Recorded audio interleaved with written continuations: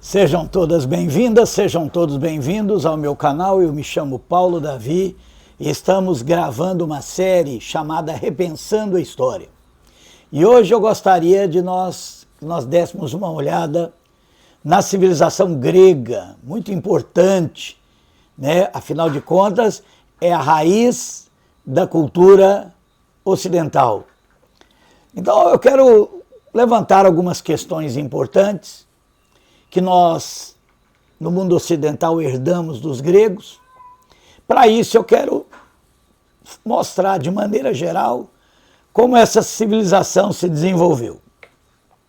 Bom, na geografia da Grécia, o que nós chamamos de mundo grego, né, se encontra ali no Mar Egeu, Mar Jônico, a Península Balcânica.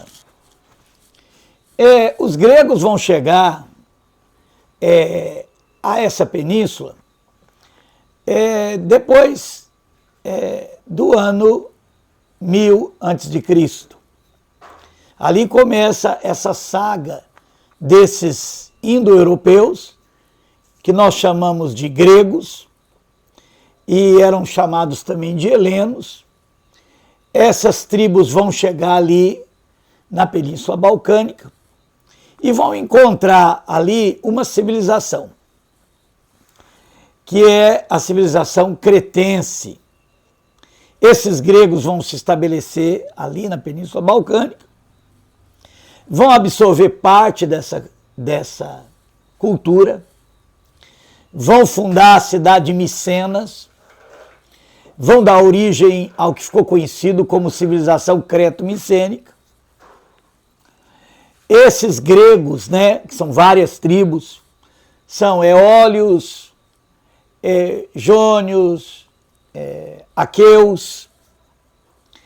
Mas é com a chegada dos dórios, a última tribo grega que chega ali na Península Balcânica, e eles vão chegar entrando em guerra contra aqueles que já estavam ali. Essa guerra dos dórios vai fazer com que aconteça a primeira diáspora grega, fugindo dos dórios, que vão se estabelecer ali na Península do Peloponeso.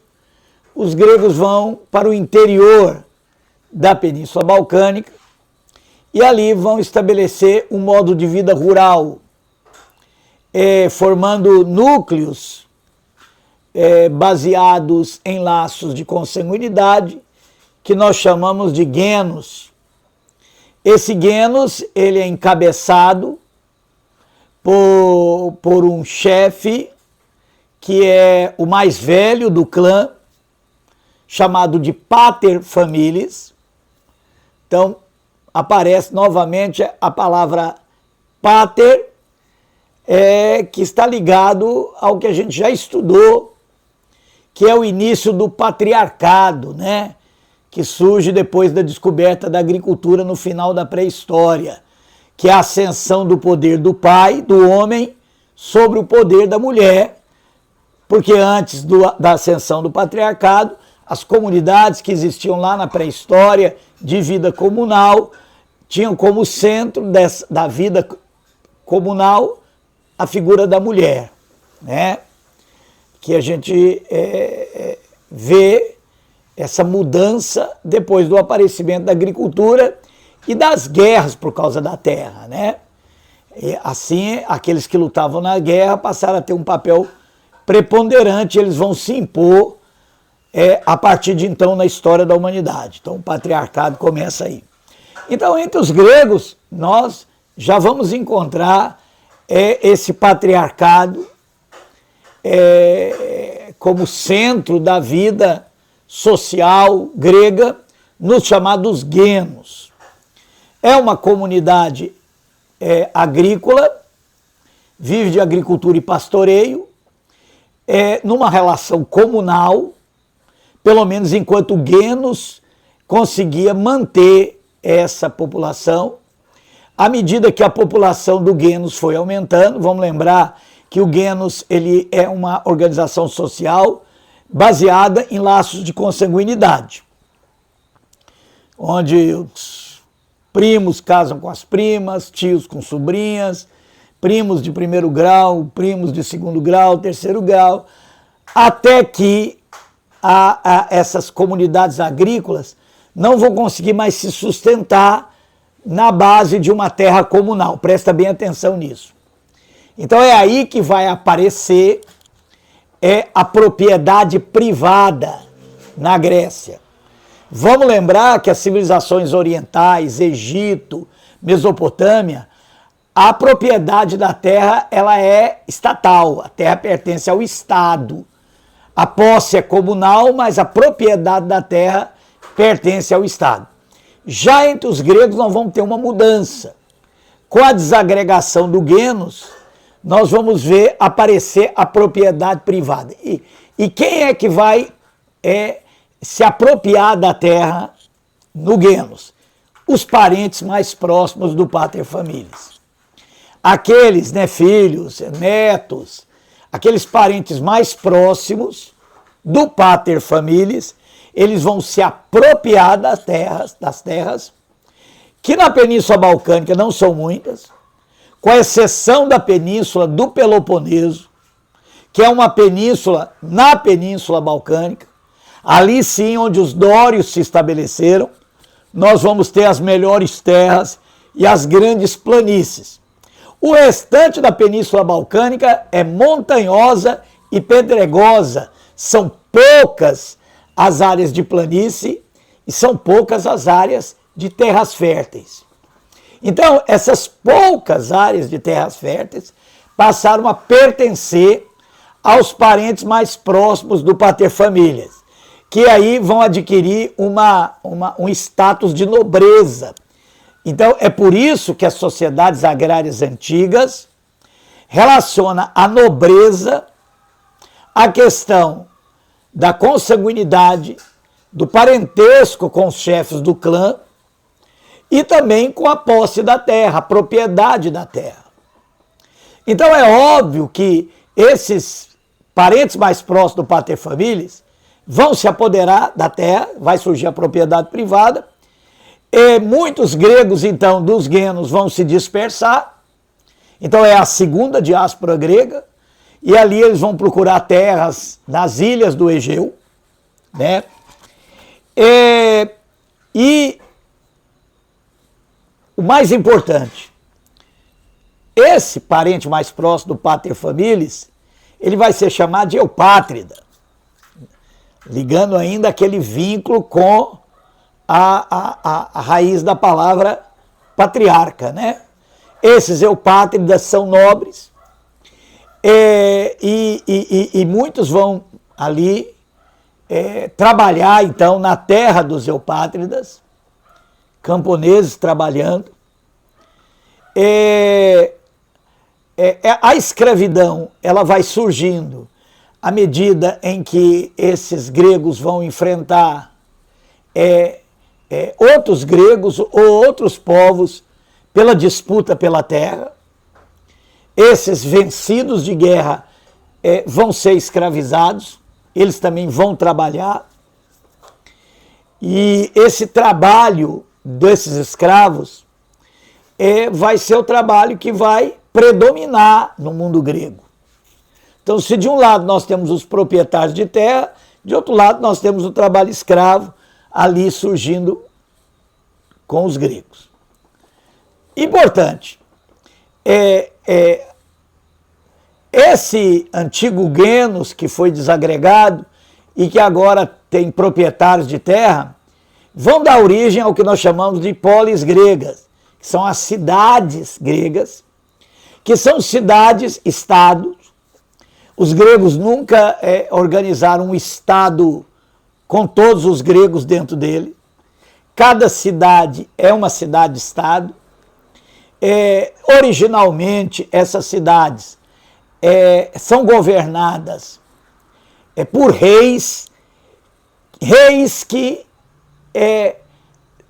governam para os grandes proprietários, que são os eupátridas, reis que mantêm essa estrutura de escravidão. Mas uma coisa importante nós precisamos saber, E para isso nós vamos escolher uma cidade grega chamada Atenas e usá-la como base para o que nós vamos falar agora. Porque Atenas ela vai ter uma evolução política que começa com esse governo aristocrático, onde os proprietários de terra são o maior poder dentro dessa cidade. Mas é óbvio que à medida que a cidade de Atenas foi crescendo, isso aconteceu em outras cidades gregas também, as terras, poucas terras férteis, não vão ser suficientes para sustentar essa cidade.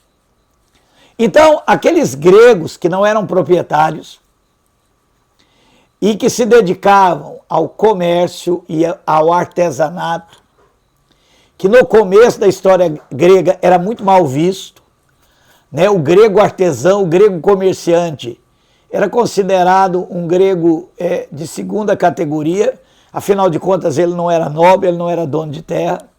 Mas à medida que as cidades cresceram, tanto o artesanato, que é a indústria, quanto o comércio, vão ter um papel importante, porque para o sustento da cidade de Atenas e de outras cidades gregas, o comércio vai passar a ter um papel importante. Comércio de quê? De produtos industrializados e de produtos agrícolas. Então os gregos vão praticar o comércio, vendendo tanto os seus produtos industriais, quanto também produtos agrícolas importantes. Isso para poder comprar mantimentos para o sustento das cidades. Então o comércio vai passar a ter um papel importante na Grécia, bem como a indústria. E é por isso que esses comerciantes e artesãos vão ter uma ascensão social e econômica, né, muito grande. E isso vai fazer com que esse grupo, essa camada abastada ligada ao artesanato e ao comércio, vai começar a pressionar para também participar da política das cidades. No caso aqui, a cidade de Atenas. E é por isso que essa pressão levará à evolução da cidade de Atenas, de um governo aristocrático, para o que eles vão chamar de democracia grega. E é muito importante que nós entendamos que a democracia surgiu na Grécia para ter a possibilidade de participação política de camadas abastadas não ligadas à terra. Então nós podemos perceber que na origem da democracia nós temos esse sistema como sendo uma possibilidade de participação no poder de camadas abastadas. Mesmo porque em Atenas, só o cidadão poderia ter participação política. Ou seja, o conceito de cidadão na cidade de Atenas, e isso vai se difundir para outras cidades gregas, está ligado ao fato do indivíduo ter nascido em Atenas, ser homem, porque as mulheres não eram consideradas ser pensantes. Vamos lembrar que para os gregos o conhecimento, o raciocínio, a razão tem um papel importantíssimo. Isso foi se desenvolvendo à medida que os gregos foram tomando contato com outros povos através do comércio, e eles começaram a entender a importância do conhecimento e da razão. Agora, na Grécia, a mulher não é considerada ser pensante, então ela não tem participação política. Só aí, metade ou mais da metade da população da cidade não participa, porque não tem direito de cidadania, porque são mulheres. Aqueles que nasceram em Atenas, mais que os pais não eram de lá, porque acontecia muito isso na Grécia, né? Os gregos estavam constantemente mudando, então esse também não é considerado cidadão. Então, para você ser cidadão, você tem que ser homem, você tem que fazer parte do exército. Vamos lembrar que nessas sociedades o poder militar é muito importante, né? Está ligado também à questão do patriarcado, né? A questão da força, a questão das armas. Então você tem que ser homem, tem que ser do exército, tem que ter nascido em Atenas e o pai e a mãe tem que também ter nascido em Atenas. Isso vai reduzir o direito de cidadania, de participar do poder, de debater e decidir os problemas da cidade para mais ou menos 10% da população. Então a democracia, quando ela nasce, ela não nasce com a ideia que nós temos hoje, né? Do governo do povo. Não, nem pense isso. E hoje nós entendemos o povo como a totalidade daqueles que vivem nas cidades. Mas na época que a democracia surgiu, ela surgiu para atender o interesse de camadas economicamente abastadas e não ligadas à terra de participar das decisões da cidade. É claro que isso até hoje compromete o entendimento de democracia. Tanto é que você pega um país igual ao Brasil, onde todos podem votar, homens e mulheres, porém, a tendência é sempre dos pobres votarem nos ricos, das mulheres votarem nos homens e dos trabalhadores votarem nos patrões, né? Porque ainda existe essa ideia muito ligada ao liberalismo de que os ricos são pessoas superiores. Aquela ideia de que eles são ricos porque eles trabalham, são inteligentes, são dotados de algo mais, e isso é algo, lógico, ideologicamente imposto sobre as populações pobres, como também é imposto a superioridade do homem sobre a mulher. Então chega na hora da votação, o pobre quer votar no candidato rico. A mulher acaba votando nos homens e os trabalhadores nos candidatos dos patrões. Está muito ligada à origem da democracia na Grécia, que limita, né, essa participação política a homens que participavam do exército e que, de alguma forma, tinham um destaque na sociedade.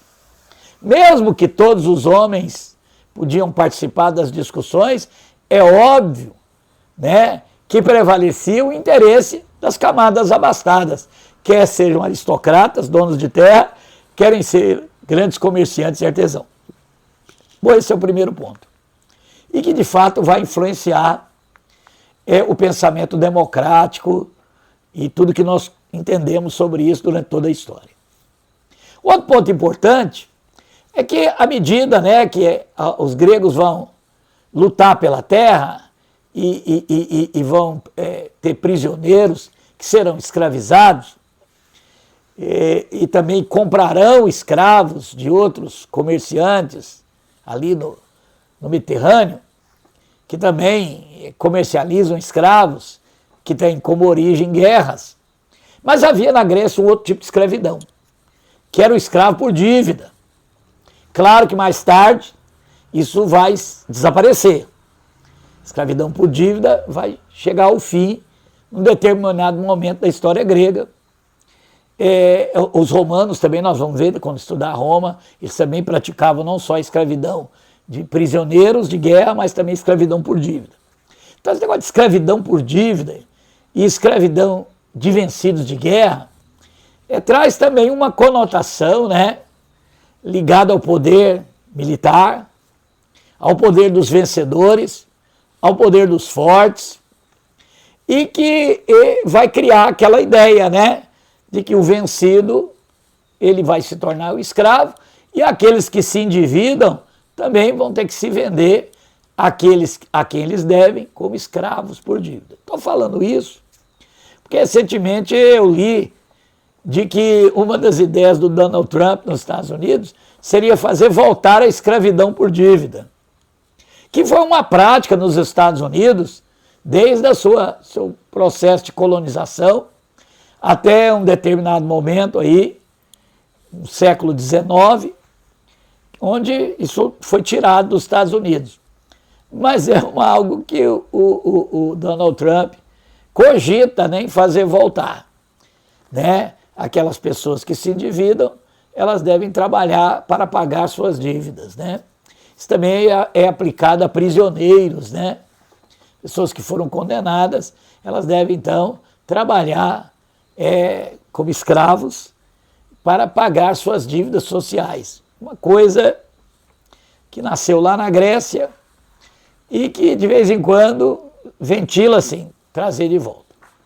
Bom, então nós temos aí, entre os gregos, a origem da propriedade privada, que é um valor, muitas vezes, indiscutível, né? Na cultura ocidental, aquela ideia de se alguém tem a propriedade é porque ele tem direito a isso, né? Nunca é aquela visão onde todos devem ter a propriedade da terra ou a posse da terra. Não. Propriedade da terra no mundo ocidental é um critério de dividir pessoas. Os homens bons, aqueles que de alguma forma são vistos como cidadãos de bem, né? Que na prática é cidadão de bens, eles têm o direito de ter a propriedade. E aqueles considerados perdedores, né? Hoje na sociedade capitalista, que são os pobres, então eles realmente são pobres por consequência da sua falta de mérito. Então essa visão meritocrática que vai reaparecer aí a partir da Revolução Francesa, né? Que é um novo critério de nobreza e que justifica a propriedade privada, como os gregos justificaram lá atrás, né? Por direito de consanguinidade, o indivíduo tinha direito de ser proprietário da terra. Ele era proprietário da terra porque ele era parente próximo do antigo chefe do clã, o pater familias. Então, são coisas que as raízes se encontram no mundo grego, né? É claro que quando a gente estuda a Grécia também, nós estudamos a grande exceção que foi Esparta, justamente porque ali na península do Peloponeso, onde os dórios se estabeleceram e fundaram a cidade de Esparta, a aristocracia, os proprietários de terra, né? E no caso dos espartanos, o proprietário de terra também é um militar. Os dórios davam muita importância à organização militar da sociedade. E o poder militar também estava ligado ao poder e à propriedade da terra. Então, os espartanos, eles não concebem, lógico, uma visão de democracia, porque eles não apreciam a democracia, justamente por causa dessa visão elitista da sociedade. E essa ideia de dar participação a todos os cidadãos soava mal para os espartanos, né? Quem deveria governar seria a elite militar, os grandes guerreiros, os grandes generais.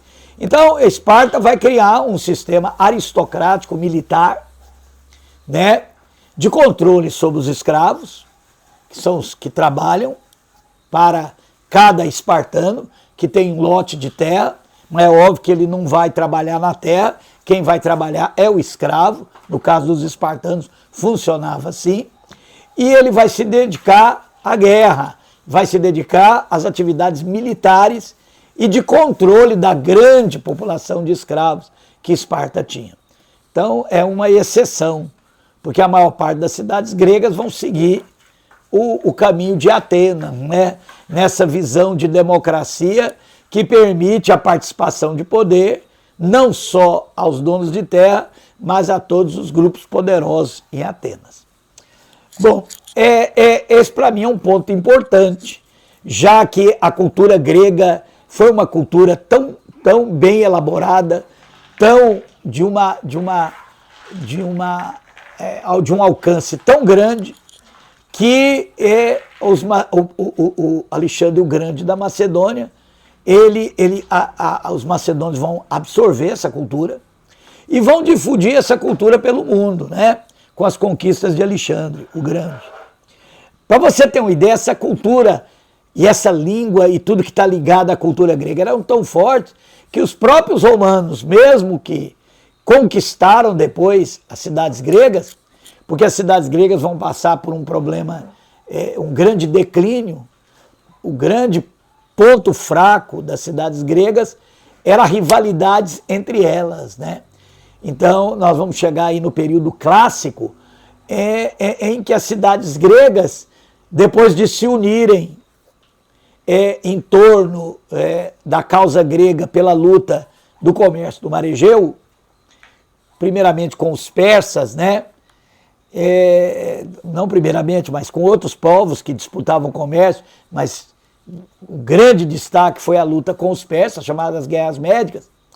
E aí vai se formar, né, ligas, onde primeiramente a cidade de Atenas vai chefiar as cidades gregas contra os persas, depois nós vamos ter a Liga do Peloponeso, né, em torno da cidade de Esparta, mas essas ligas vão acabar fazendo com que essas cidades, que no período de guerra eram abastecidas pelas demais cidades, querem continuar dominando, né, as demais cidades, dando origem a uma luta fratricida entre os gregos, que vai acabar enfraquecendo as cidades gregas, e por isso que nesse período da expansão da Macedônia, os gregos vão ser dominados pelos macedônios e depois pelos romanos.